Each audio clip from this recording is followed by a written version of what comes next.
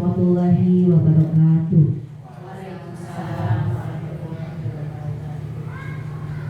Yang terhormat Ibu Kepala Sekolah SD Negeri Bantar Panjang 01, yang kami hormati Bapak Ibu Dewan Guru dan staf SD Negeri Bantar Panjang 01.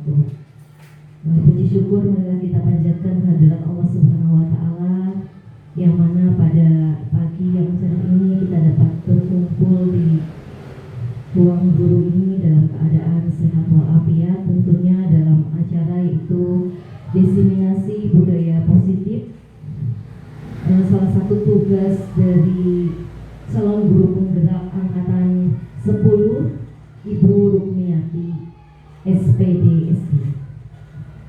Salawat dan salam semoga tercurah limpah kepada uswah wal uswah kita Nabiullah Muhammad Sallallahu Alaihi Wasallam. Semoga kita termasuk ke dalam umatnya yang senantiasa setia sampai akhirul zaman. Allahumma amin ya rabbal alamin. Pada kesempatan kali ini marilah kita awali kegiatan diseminasi budaya positif SD Negeri Bantar Panjang 01 dengan membaca basmalah bersama-sama. Bismillahirrahmanirrahim. Untuk acara selanjutnya yaitu kata sambutan dari Ibu Kepala Sekolah SD Negeri Bantar Panjang 01 kepada beliau Ibu Sukaisi SPD SDMPD, kami persilakan.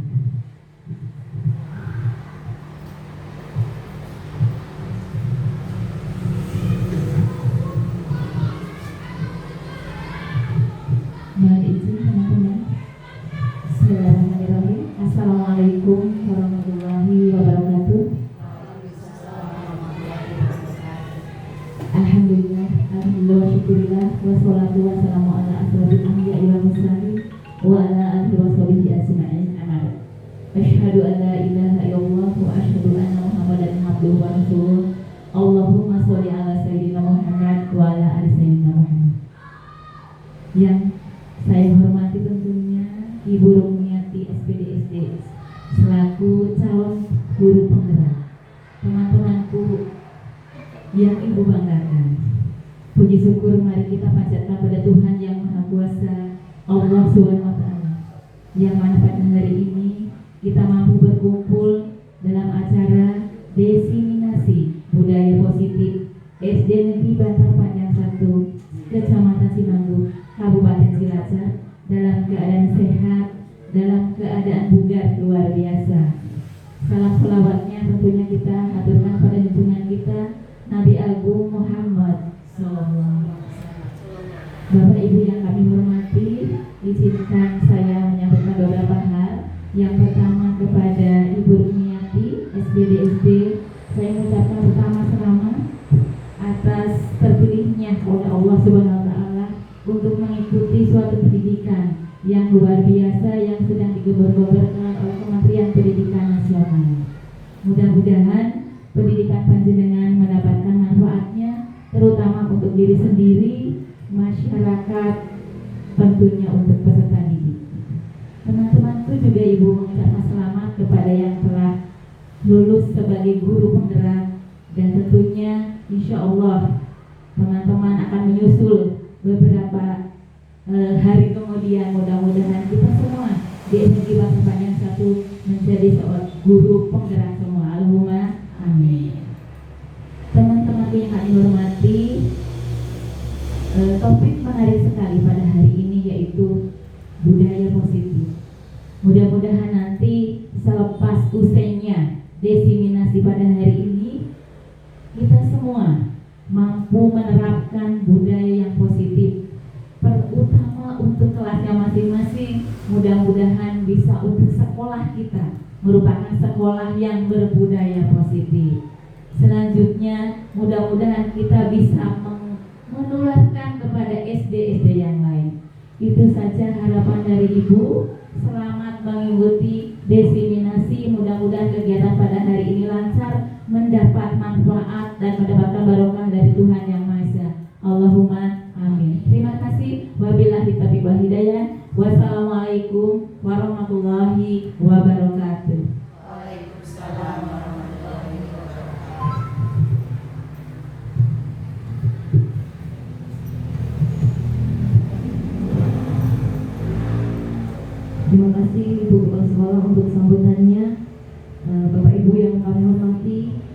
untuk acara selanjutnya, marilah kita simak bersama diseminasi budaya positif oleh Ibu Rukmiati SPDSD, calon guru penggerak angkatan 10 SD Negeri Bantar Panjang 01 Cimanggu, Kabupaten Cilacap.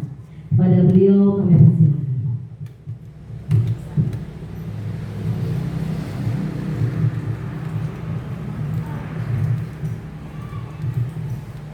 Bismillahirrahmanirrahim. Assalamualaikum warahmatullahi wabarakatuh.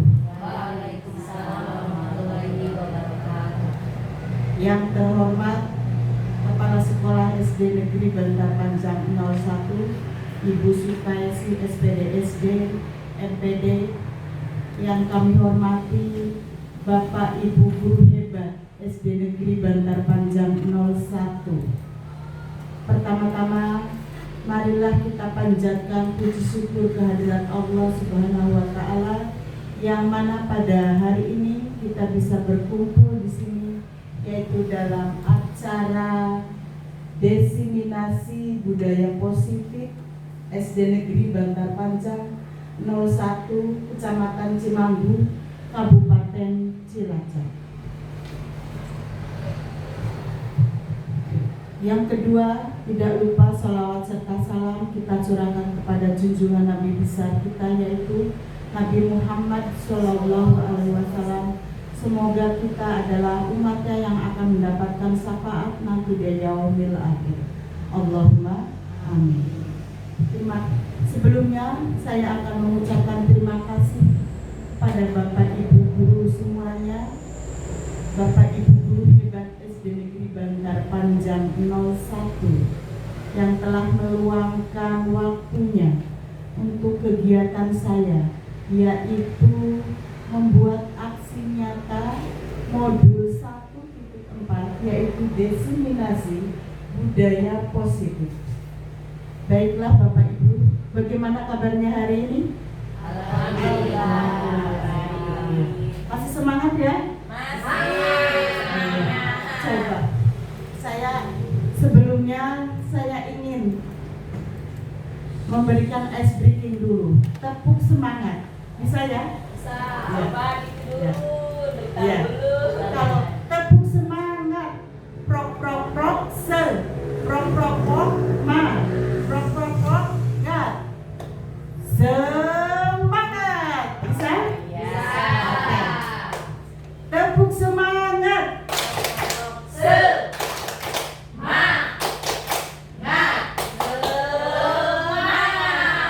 Terima kasih. Tepuk tangan untuk kita semuanya. Baiklah Bapak Ibu, langsung saja kita langsung kepada materi. Tapi sebelumnya saya akan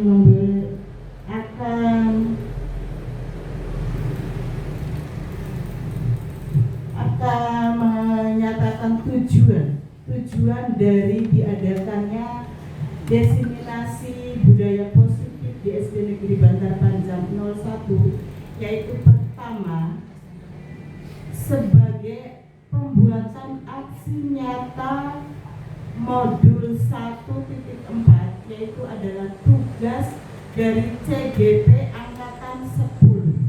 Dan saya kebetulan di sini sebagai CGP Angkatan 10 Kabupaten Cilacap. Untuk yang kedua adalah berbagi ilmu tentang pemahaman terkait konsep inti budaya positif. Dan yang ketiga adalah berbagi pengalaman dari praktik baik yang sudah saya lakukan di kelas untuk melakukan pembiasaan budaya positif. Dan untuk yang keempat adalah berkolaborasi. Insya Allah nanti setelah adanya diseminasi penyebaran budaya positif di SD Negeri Bantar Panjang 01, kita bisa berkolaborasi untuk menciptakan, untuk membudayakan sikap-sikap atau budaya positif yang akan dilaksanakan kepada siswa-siswa kita di SD Negeri Bantar Panjang 01, baik itu gurunya, siswanya, dan semua warga sekolah di SD Negeri Bantar Panjang 01.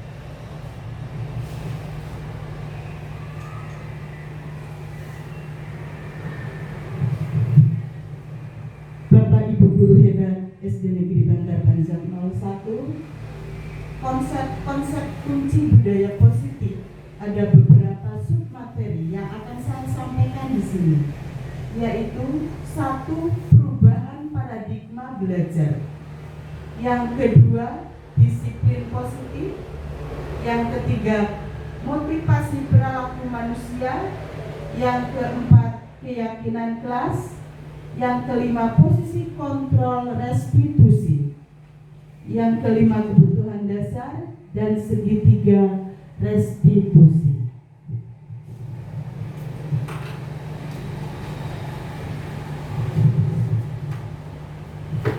Bapak Ibu, perubahan paradigma belajar. Mari belajar dari sebuah kepalan tangan.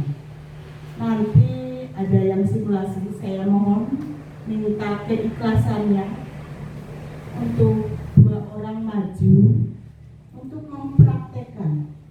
Yang satu adalah orang yang mengepalkan tangan. Nah, seolah-olah kalian mengepalkan tangan itu mempunyai benda tersebut sekuat tenaga Anda, karena begitu pentingnya untuk kehidupan Anda. Dan untuk orang yang kedua, yaitu mencoba dengan segala cara untuk membuka kepalan tangan Anda dan berusaha membujuk, merayu. Kalau tidak bisa membujuk, merayu mungkin bisa saja dengan cara menghardik, mengintimidasi, memarahi, menggoda, menggelitik, bahkan menawari Anda uang agar Anda bersedia membuka kepalan tangan Anda. Silakan Bapak Ibu. Saya mohon keikhlasannya 2 orang maju. Yang satu mengepalkan tangan seakan-akan yang satu ini mempunyai benda yang sangat berharga. Boleh siapa saja? Silakan Ibu Supriyati mungkin. Silakan. Dengan Ibu Maya. Ayo Popi. Ayo. Orang tuh ganti jeruk.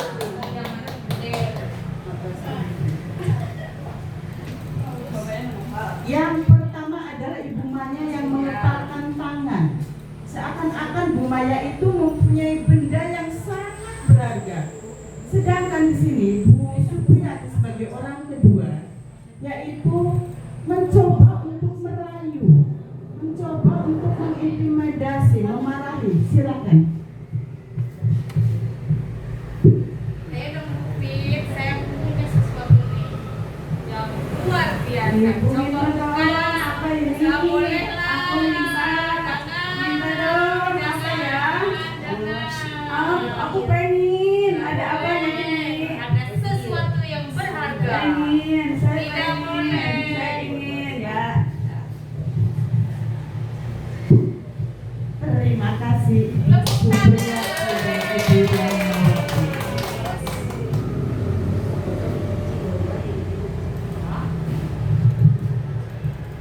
Bapak Ibu, dari tadi simulasi yang sudah diperagakan oleh rekan guru kita, yaitu apakah Anda membuka kepalan tangan Anda? Mengapa? Apa alasan Anda membuka kepalan tangan? Apakah Anda akan tetap mengepalkan tangan karena sesuatu yang ada di kepalan tangan Anda mungkin adalah sesuatu yang sangat berharga bagi Anda? Ataukah ada 2 pilihan? Yang kedua, yaitu apakah Anda akan menutup kepalan tangan Anda? Mengapa alasannya? Sesungguhnya siapa yang memegang kendali atau kontrol untuk membuka atau menutup kepalan tangan Anda?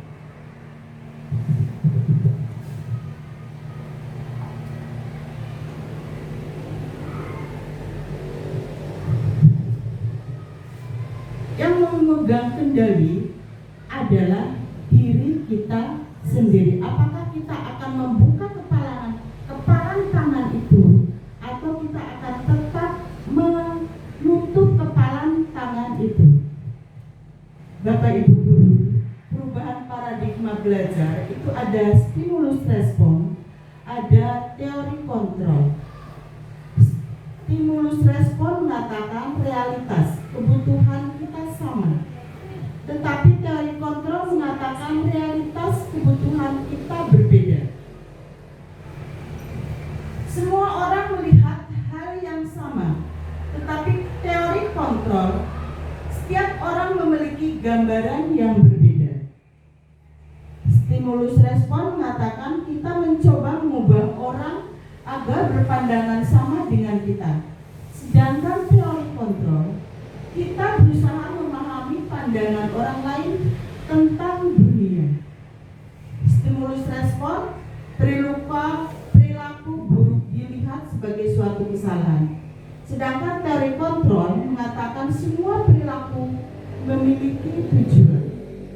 Stimulus respon mengatakan orang lain bisa mengontrol saya, tetapi teori kontrol mengatakan hanya Anda yang bisa mengontrol diri Anda.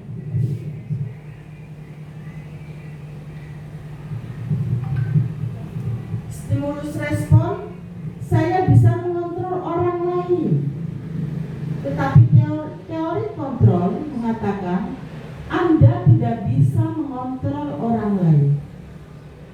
Stimulus respon mengatakan pemaksaan ada pada saat bujukan gagal.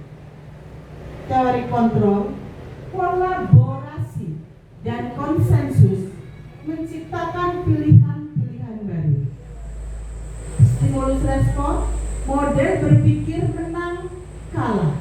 Sedangkan teori kontrol, model berpikir menang menang.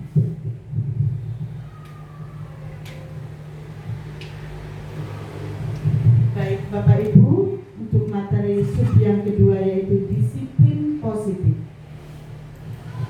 Bapak pendidikan kita, Ki Hajar Dewantara, menyatakan bahwa di mana ada kemerdekaan, disitulah harus ada disiplin yang kuat. Sungguh pun disiplin itu bersifat self-disiplin, yaitu kita sendiri yang mewajibkan kita dengan sekeras-kerasnya. Tetapi itu sama saja. Sebab jikalau kita tidak cakap melakukan self-disiplin, wajiblah penguasa lain mendisiplin diri kita. Dan peraturan demikian itulah yang harus ada di dalam suasana yang berbeda.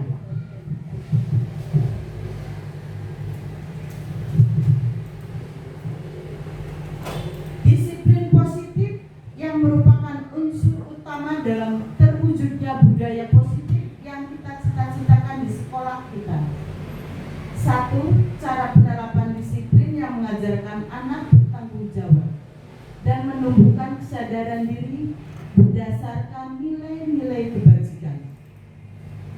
Lebih ke arah disiplin diri yang dapat mengontrol diri dalam melakukan segala tindakan.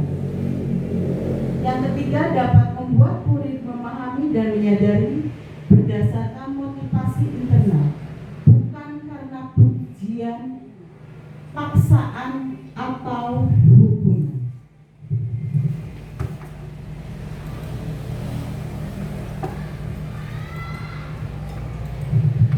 Nilai-nilai kebajikan universal adalah sifat-sifat positif manusia yang merupakan tujuan mulia yang ingin dicapai setiap individu. Diane Gosen mengemukakan bahwa dengan mengaitkan nilai-nilai kebajikan yang diyakini seseorang, maka motivasi intrinsiknya akan terbangun, sehingga menggerakkan motivasi dari dalam untuk dapat mencapai tujuan mulia yang diinginkan. Nilai-nilai kebajikan yaitu yang ada sesuai dengan profil pelajar Pancasila. Ada 6 dimensi, yaitu beriman dan bertakwa kepada Tuhan Yang Maha Esa dan berakhlak mulia, berkebinekaan global, gotong royong, mandiri, kreatif, dan bernalar kritis. Masih ingat ya Bapak Ibu? Ya. Sudah diajarkan kepada siswa-siswa kita di kelas? Coba kita nyanyikan ya, profil pelajar Pancasila. Yuk semuanya bareng-bareng. Pelajar Pancasila beriman dan bertakwa, ada Tuhan yang esa dan berakhlak mulia, berkebinekaan global, gotong royong mandiri, kreatif dan bernalar kritis. Itu adalah termasuk nilai-nilai kebajikan.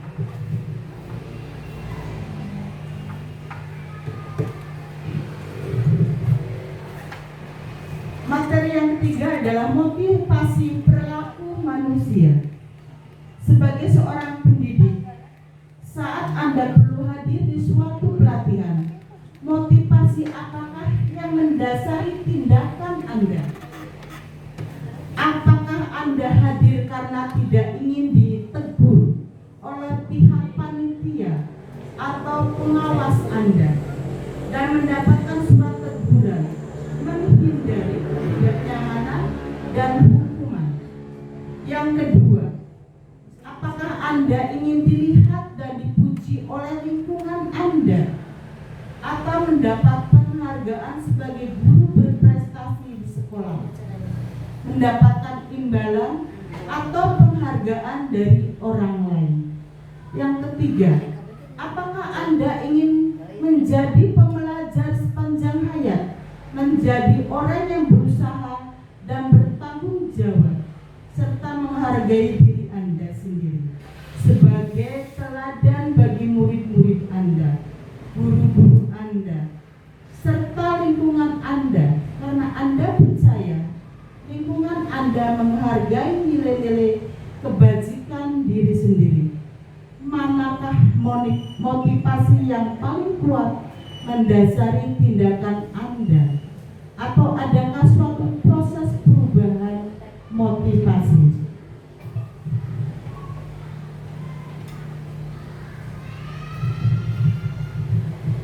Bapak Ibu guru kita, sekarang saya mau tanya, bila di sekolahan Anda tidak ada aturan yang memberikan surat teguran bagi karyawan yang sering datang terlambat, atau tidak ada atasan yang memberikan Anda penghargaan menjadi karyawan terbaik karena sering tepat waktu, apakah Anda akan tetap datang tepat waktu mengajar murid-murid Anda? Bisa ada yang mencurahkan pendapat mungkin? Ibu Sulmani.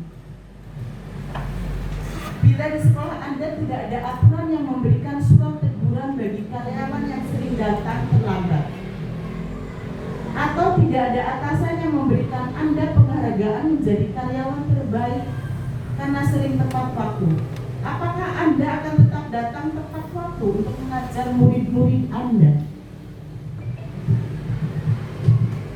Ya, saya akan berusaha selalu tepat waktu datang, bukan karena ingin mendapat penghargaan karyawan terbaik, karena itu sudah kewajiban sebagai seorang guru, kita harus tepat waktu datang ke sekolah. Terima kasih. Terima kasih Ibu Sulmani. Hebat berarti itu ya. Berarti itu adalah motivasi intrinsik dari diri kita sendiri. Adapun walaupun tidak ada pujian atau imbalan dari atasan, walaupun tidak ada aturan yang memberikan, tetapi tetap harus datang tepat waktu.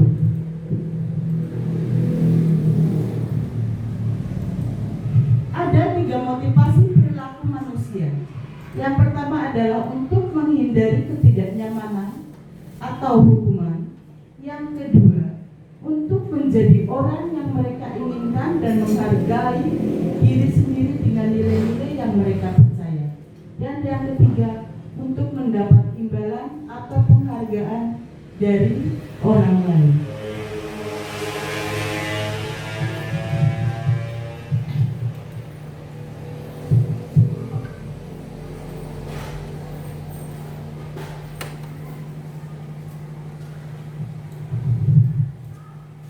dari ketiga motivasi itu, sekarang ada materi hukuman, konsekuensi, atau restitusi.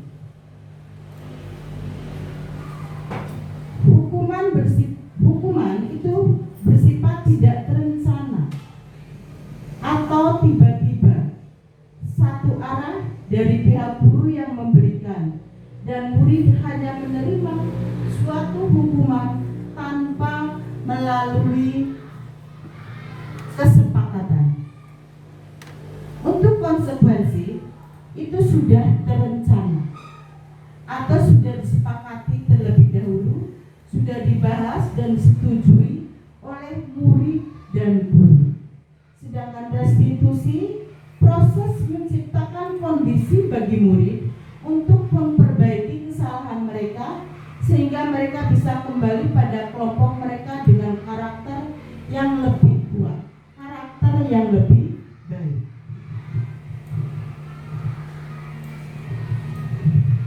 Di sini ada beberapa kalimat termasuk hukuman atau konsekuensi.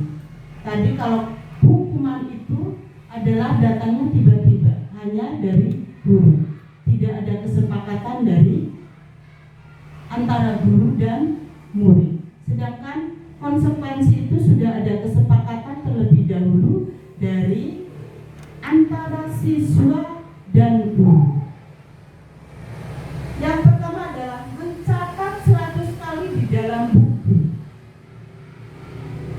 Saya tidak akan terlambat lagi karena terlambat sekolah. Bapak Ibu, kira-kira kalau yang seperti ini termasuk hukuman atau konsekuensi? Hukuman. Iya, ternyata adalah hukuman. Untuk yang kedua,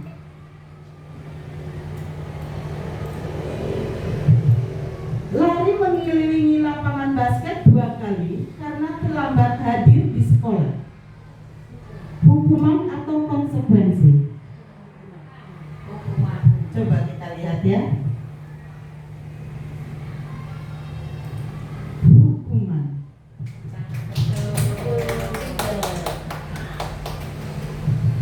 Membersihkan coretan yang dibuatnya di meja tulis.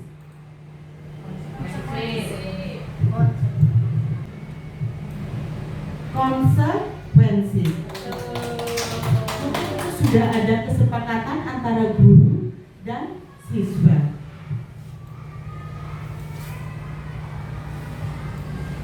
Murid diminta untuk push up 15 kali karena tidak menggunakan masker sekolah. Hukuman atau konsekuensi? Hukuman atau konsekuensi? Coba kita lihat. Ternyata hukuman. Satu lagi. Menggantikan kertas tugas teman yang telah dicoret-coret.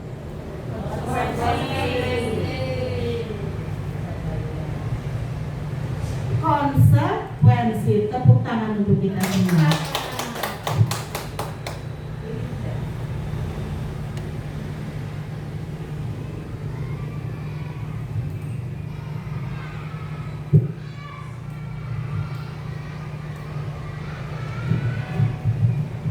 Baiklah Bapak Ibu, setelah kita mengetahui hukuman atau konsekuensi, berarti itu adalah tugas kita membuat keyakinan sekolah atau keyakinan kelas. Keyakinan sekolah atau keyakinan kelas adalah nilai-nilai kebajikan, menekankan pada keyakinan seseorang akan lebih memotivasi seseorang dari dalam.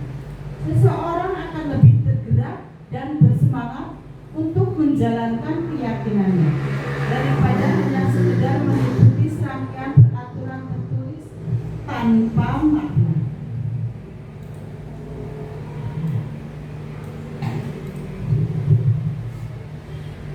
Keyakinan sekolah atau keyakinan kelas itu bersifat abstrak daripada peraturan yang lebih rinci dan konkret.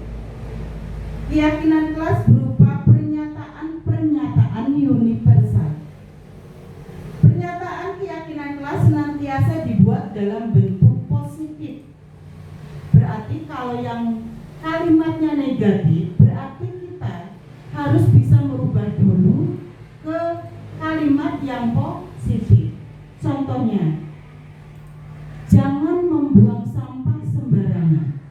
Kalau dibuat menjadi kalimat yang positif, supaya kalimatnya tidak negatif, berarti kita harus membuat kalimatnya yang positif dulu.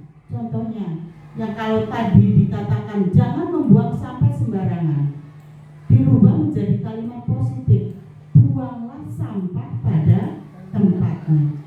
Dan masih banyak lagi contoh-contoh yang lain. Keyakinan kelas hendaknya tidak terlalu banyak, sehingga mudah diingat dan dipahami oleh semua warga kelas.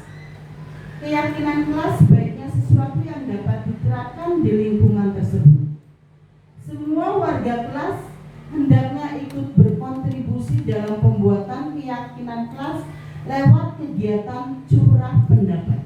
Jadi keyakinan kelas itu adalah kita yang mematuhi peraturan dan mereka sendiri, siswa sendiri yang mencurahkan pendapat. Jadi itu adalah kesepakatan yang sudah disepakati oleh siswa-siswa yang ada di dalam kelas itu sendiri.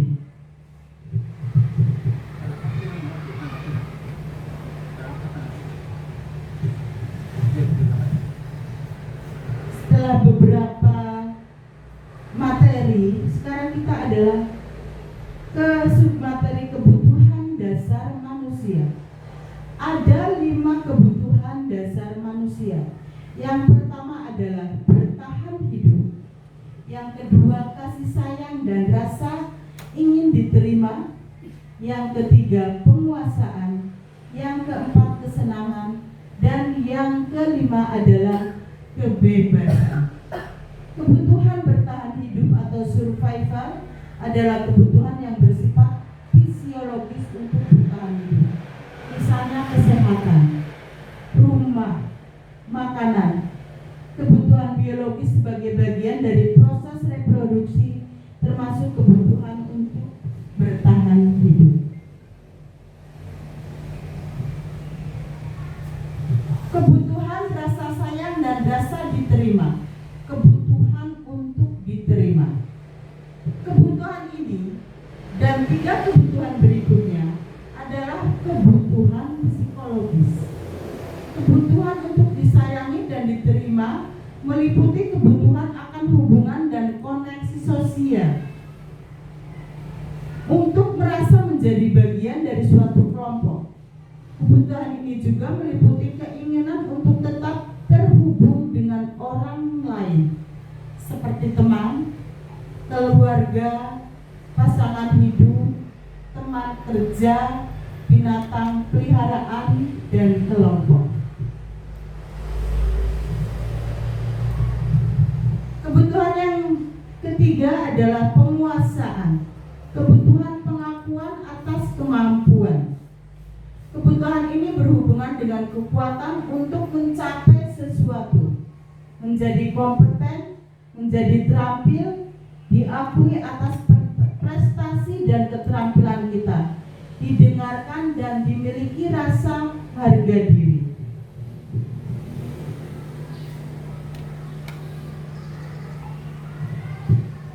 Kebutuhan dasar yang keempat adalah kebebasan.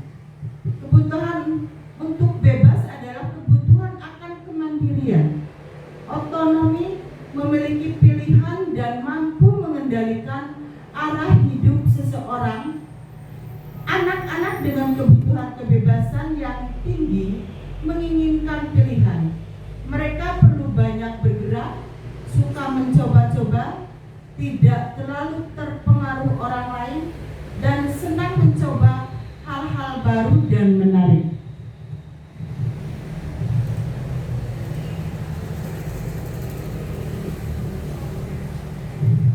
Kebutuhan yang kelima adalah kesenangan.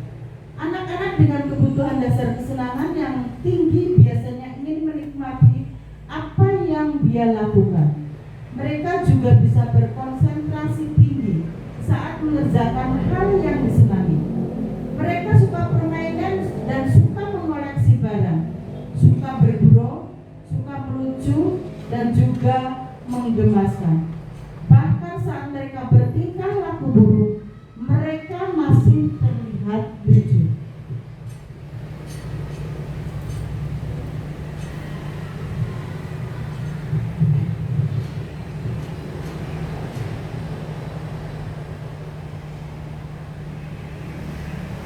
Masih semangat Bapak Ibu? Masih semangat. Baik. Sepertinya agak lemas lesu karena ini sudah agak siang ya. Masih pagi tetapi sudah menjelang siang. Jadi kita ice breaking dulu. Kita gerak-gerak dulu supaya badan kita tidak kaku.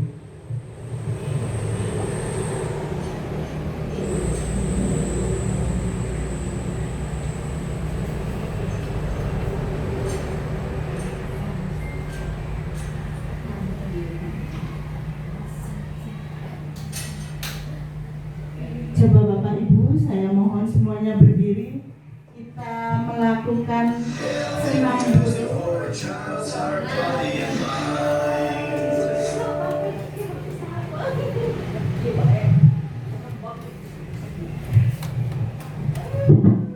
Kita ikuti ya.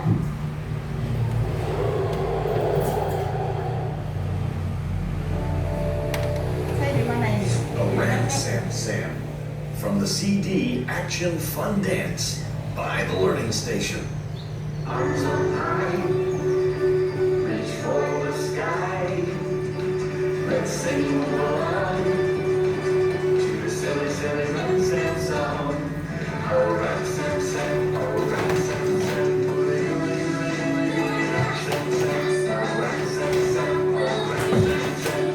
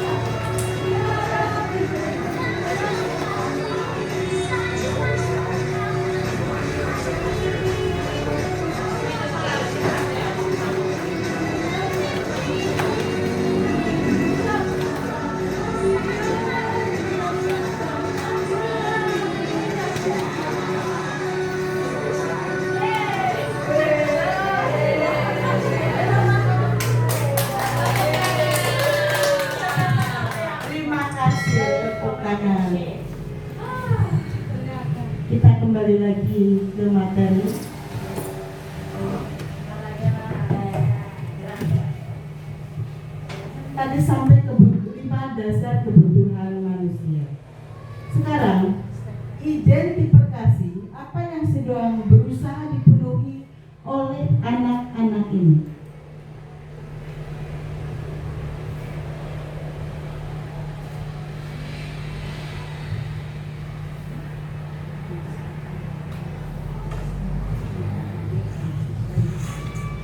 Aku senang main kejar-kejaran dengan ibu guru. Seru. Kira-kira termasuk kebebasan, cinta dan kasih sayang, penguasaan, atau kesenangan? Kira-kira yang mana? Aku senang main kejar-kejaran dengan ibu guru. Seru. Coba kita lihat ya. Ternyata merupakan kesenangan. Ibu guru kejar aku karena ibu guru sayang aku. Apakah termasuk kebebasan, cinta dan kasih sayang, penguasaan atau kesenangan? Iya, betul. Cinta dan kasih sayang. Aku hebat kan? Bisa bikin ibu guru kejar aku. Termasuk yang mana ini Bapak Ibu? Kebebasan. Penguasaan. Termasuk penguasaan.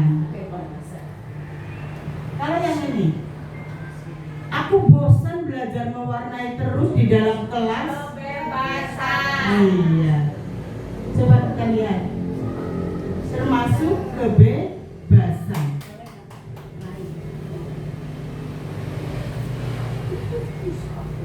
Ibu guru bilang, aku tidak boleh bersenandung sewaktu mengerjakan tugas. Katanya kelas harus tenang, tidak ada suara. Kan nggak seru jadinya. Termasuk yang mana ini Bapak Ibu? Kebebasan. Kan nggak seru jadinya. Termasuk yang mana? Termasuk kesenangan.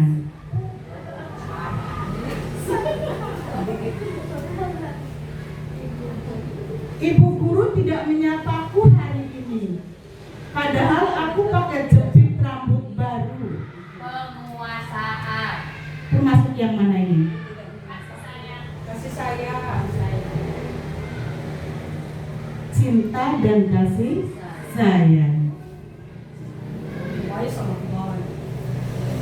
Aku sebel gambarku tidak rapi. Malah ibu guru nunjukin ke teman-temanku di depan kelas. Termasuk yang mana ini?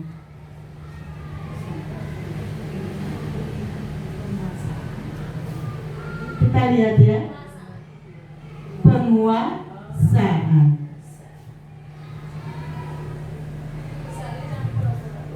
Aku bosan. Masa belajarnya cuma gitu-gitu aja? Dengerin ibu guru saja.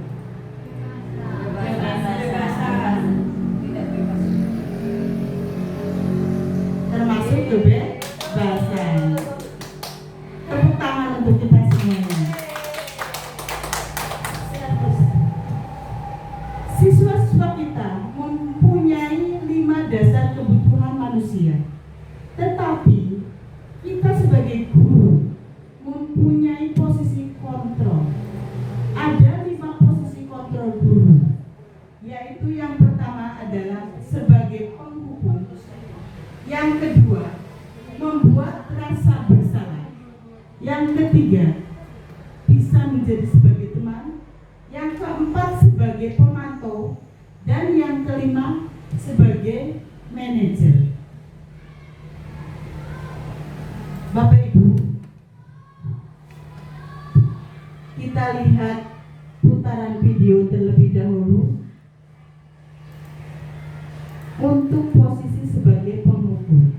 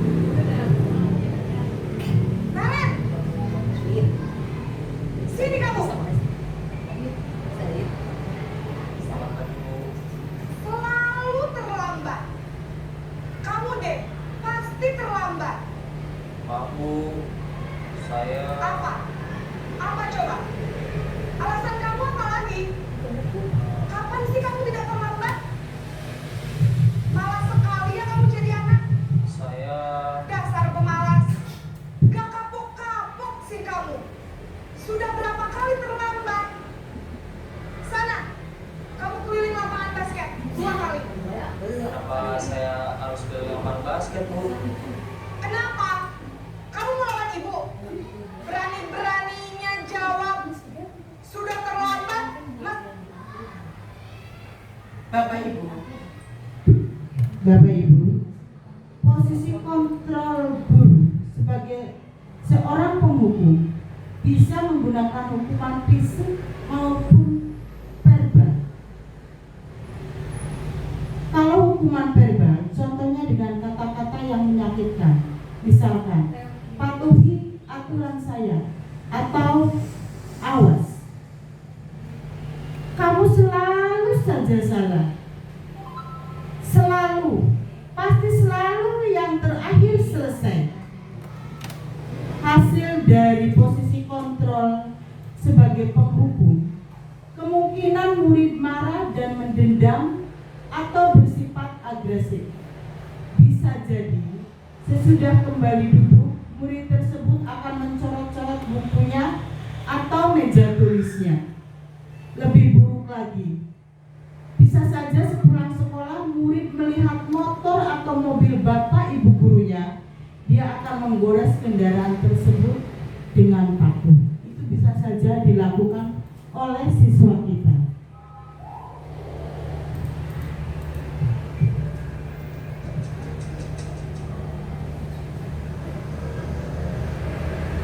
Untuk yang kedua, yaitu posisi kontrol guru sebagai pembuat rasa bersalah, akan menggunakan keheningan yang membuat orang lain merasa tidak nyaman, bersalah, atau rendah diri.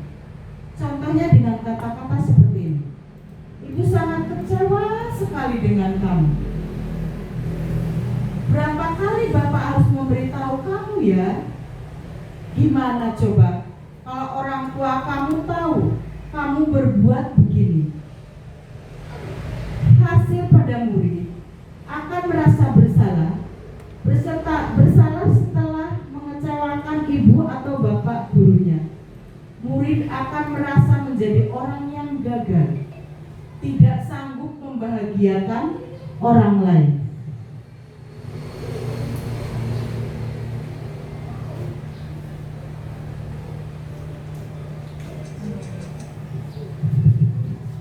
Posisi kontrol yang ketiga adalah posisi guru sebagai teman, menggunakan hubungan baik dan humor untuk mempengaruhi seseorang.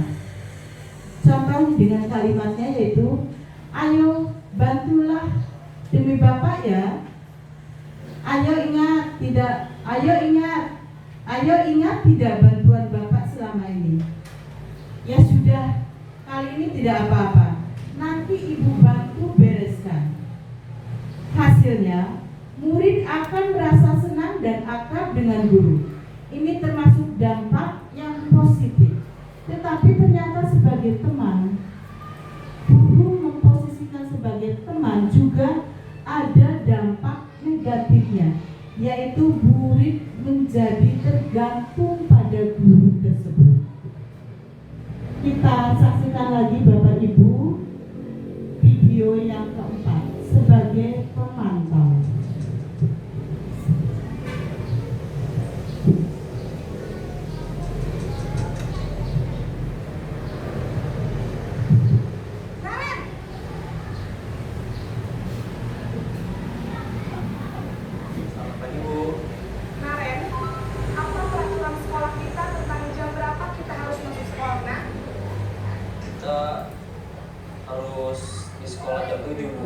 Iya betul, sekarang sudah jam 7.20. Kalian sudah tahu konsekuensinya jika terlambat hadir?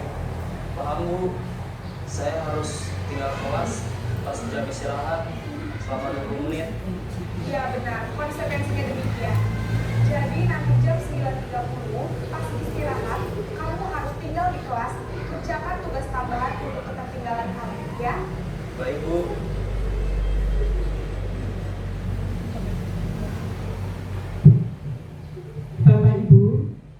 Posisi pemantau berdasarkan pada peraturan-peraturan dan konsekuensi. Peraturannya apa? Apa yang telah kamu lakukan? Sanksi atau konsekuensinya apa? Hasilnya, murid mungkin bisa memahami konsekuensi harus dijalankan karena telah melanggar salah satu peraturan sekolah. Murid tetap dibuat tidak nyaman, yaitu dengan harus tinggal kelas pada waktu jam istirahat dan mengerjakan tugas. Dan untuk yang terakhir, kita saksikan Bapak Ibu video sebagai manajer.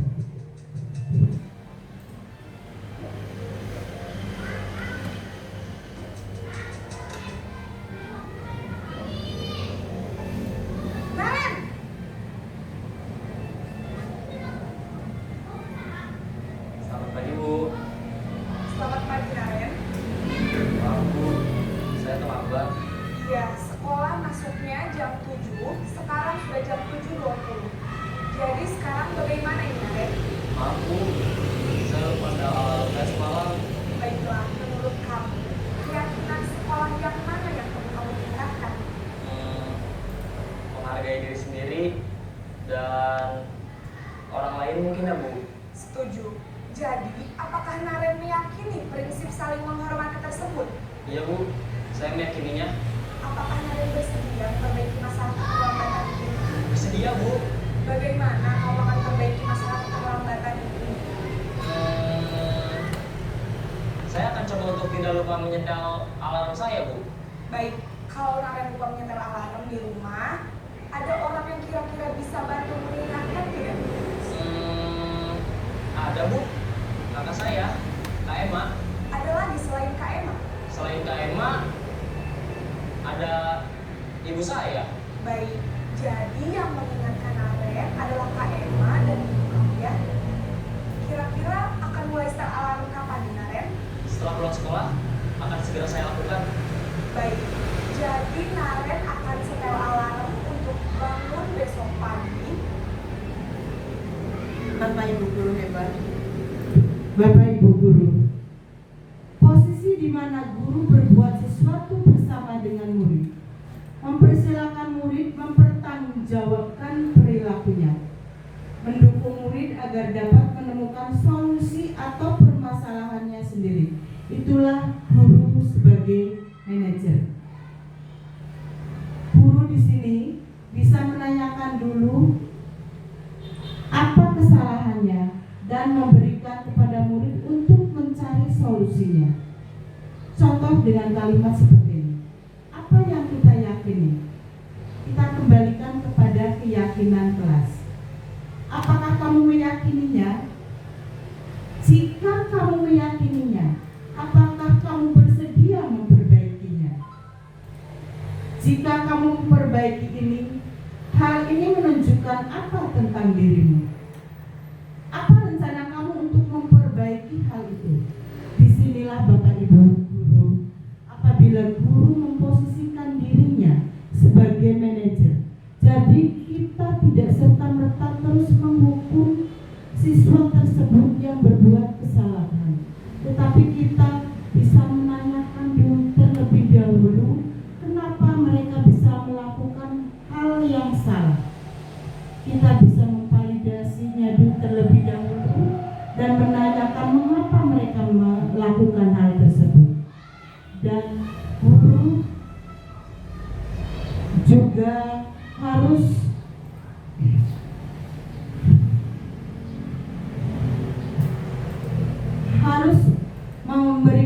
memberikan kesempatan kepada siswanya untuk mencari solusi apa yang telah mereka perbuat. Bapak Ibu guru, setelah beberapa peristiwa yang sudah kita tonton tadi di video 5 kontrol sebagai guru, sekarang kita pada materi segitiga restitusi. Ada 3 restitusi di sini, yaitu yang pertama menstabilkan identitas, yang kedua validasi tindakan yang salah, dan yang ketiga menanyakan keyakinan.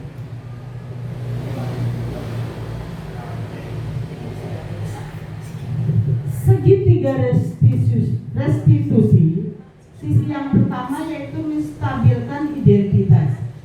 Bertujuan untuk mengubah identitas anak dari orang yang gagal, karena melakukan kesalahan menjadi orang yang sukses.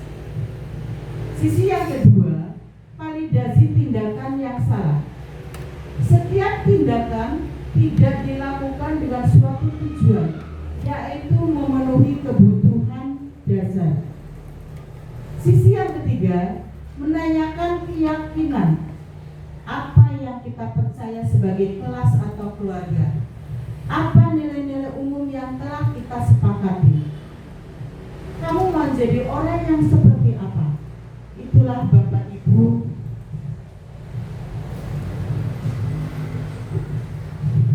Demikian Bapak Ibu materi budaya positif yang saya sampaikan, semoga bisa bermanfaat. Bapak Ibu guru SD Negeri Bantar Panjang 01, sekarang adalah waktunya refleksi dari materi-materi tentang budaya positif yang sudah saya sampaikan. Saya ingin merefleksi lagi tentang materi yang sudah saya sampaikan. Mohon keikhlasannya Bapak Ibu guru untuk menyampaikannya. Silakan. Ibu Putri mungkin.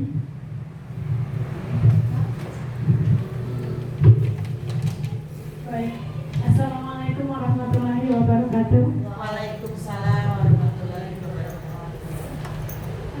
Sedikit refleksi dari saya. Materi yang disajikan sangat menarik, memberikan kami pengetahuan bahwa ternyata menjadi seorang guru itu tidaklah mudah dalam menghadapi segala situasi yang ada dan yang terjadi di sekolah. Begitupun tadi ketika kita menyikapi bahwa ada 5 posisi kontrol di situ. Seringnya yang saya sering lakukan kadang menjadi seorang penghukum. Itu refleksi yang sangat mengena bagi saya, bahwa sesungguhnya menjadi seorang guru tidaklah harus serta-merta menghukum, karena kita menyadari bahwa kebutuhan setiap peserta didik kita tentunya berbeda. Dari apa yang mereka lakukan pasti ada penyebabnya, ada kebutuhan yang ingin mereka penuhi, walaupun terkadang cara yang digunakan mungkin kurang tepat. Jadi kita jangan serta-merta langsung menghukum atau bersikap fluktuatif begitu. Tentunya posisi kontrol sebagai manajer itu adalah posisi yang terbaik menurut saya. Namun memang itu perlu berlatih, karena kita dari kebiasaan yang lama untuk menanamkan kebiasaan baru tentu akan membutuhkan waktu, proses, sehingga dengan ilmu yang tadi Ibu Rukmiyati sudah sampaikan, ini sangat menginspirasi bagi saya khususnya, dan semoga bagi teman-teman juga untuk bisa menerapkan di sekolah kita, agar sekolah kita dapat lebih ramah kepada anak dan lebih berkasih sayang kepada anak. Begitu refleksi dari saya. Sekian, wassalamualaikum warahmatullahi wabarakatuh. Waalaikumsalam warahmatullahi wabarakatuh. Luar biasa. Tepuk tangan semuanya. Bapak Ibu guru, demikian tadi materi yang saya sampaikan. Semoga nanti kita bisa memposisikan diri kita sebagai pendidik untuk menerapkan budaya-budaya positif, untuk menerapkan kepada siswa maupun kepada diri kita sendiri. Demikian dari kami. Boleh saya berpantun dulu sebentar. Burung dara, burung nuri, mencari makan di pinggir kolam. Alhamdulillah sampai penghujung materi. Saya akhiri dengan salam. Wassalamualaikum warahmatullahi wabarakatuh. Waalaikumsalam warahmatullahi wabarakatuh.